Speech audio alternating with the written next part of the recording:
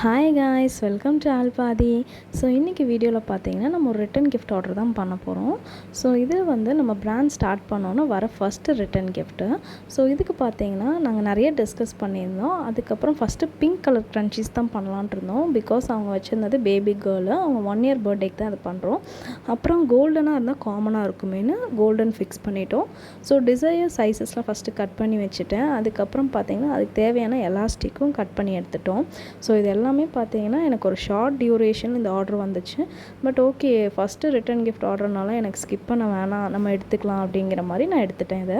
But நான் கொஞ்சம் நைட்டில் கொஞ்சம் ஹார்ட் ஒர்க் பண்ணதுக்காக, பிகாஸ் வந்து ரொம்ப ஷார்ட் டியூரேஷன், நானும் கொஞ்சம் வெளியே போக வேண்டிய வேலையெல்லாம் இருந்தனால கொஞ்சம் நைட் டைம் வந்து ஒரு 3-4 வரைக்கும் இதுக்காக ஒர்க் பண்ணியிருப்பேன். ஒர்க் பண்ணிவிட்டு நைட்டே பார்த்தீங்கன்னா அந்த எலாஸ்டிக்லாம் உள்ளே அட்டாச் பண்ணி நான் டை பண்ணி வச்சுட்டேன். ஸோ மார்னிங் எழுந்திரிச்சு நம்ம அதில் ஸ்டிச் பண்ணிவிட்டு நம்ம ஜாயின் பண்ணால் நமக்கு கொஞ்சம் ஈஸியாக இருக்கும்னு சொல்லிட்டு நைட்டே அந்த மாதிரி பண்ணிவிட்டு மார்னிங் ஏர்லியாக எழுந்திரிச்சு அடுத்த நாள் டெலிவரி இருந்துச்சு. அதாவது இப்போ நான் பண்ணிகிட்ருக்கேன்ல அந்த சேம் டே வந்து டெலிவரி இருந்துச்சு.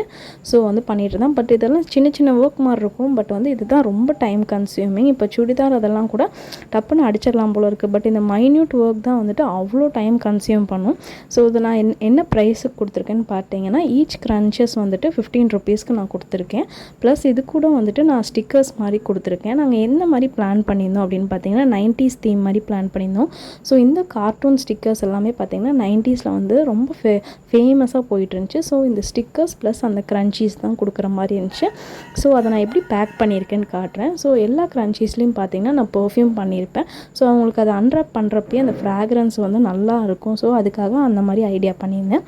ஸோ ஸ்டிக்கர் வச்சுட்டு அது கூட வந்துட்டு ஒரு க்ரன்ச்சீஸ் வச்சு அதை வந்து பேக் பண்ணிட்டோம். ஸோ இந்த மாதிரி தான் இருந்துச்சு. அவங்க கேட்டது பார்த்திங்கன்னா 50 பீசஸ் கேட்டிருந்தாங்க.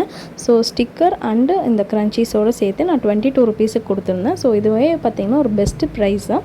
இந்த ப்ரைஸுக்கு தான் நான் கொடுத்துருந்தேன். ஸோ ஒரு 50 க்ரன்ச்சீஸ் பார்த்திங்கன்னா 10 வந்து ஈச் வேரியேஷனில் பண்ணியிருந்தேன். அப்புறம் லாஸ்ட்டாக வந்து இது 90s லவ் அப்படின்ட்டு ஒரு ஸ்டிக்கர் ஒட்டியிருப்பேன். ஸோ இதுதான் அந்த வீடியோ. ஸோ இது உங்களுக்கு பிடிச்சிருக்குன்னு நினைக்கிறேன். உங்களுக்கும் ஃபர்தராக எதாவது ரிட்டன் கிஃப்ட்ஸ் ஆர்டர் வேணும், கஸ்டமைசேஷன் வேணுனாலும் நம்ம பிளான் பண்ணிக்கலாம். ஸோ இதே மாதிரி இல்லைனாலும் நீங்கள் கால் பண்ணிங்கன்னா இல்லை மெசேஜ் பண்ணிங்கனாலும் நம்ம டிஸ்கஸ் பண்ணி நம்ம ஒரு பெஸ்ட் ஐடியாவில் ஒர்க் அவுட் பண்ணி நம்ம அவுட்புட்டு கொண்டு வரலாம். ஸோ இது இப்படி தான் இருந்துச்சு ஃபைனல் அவுட்புட். நான் இப்படி தான் கொடுத்துருந்தேன். உங்களுக்கு பிடிச்சிருந்துச்சுன்னா லைக் அண்ட் கமெண்ட் பண்ணுங்கள். ப்ரீ ஆர்டர்ஸ் வேணால் புக் பண்ணிக்கோங்க. தேங்க்யூ.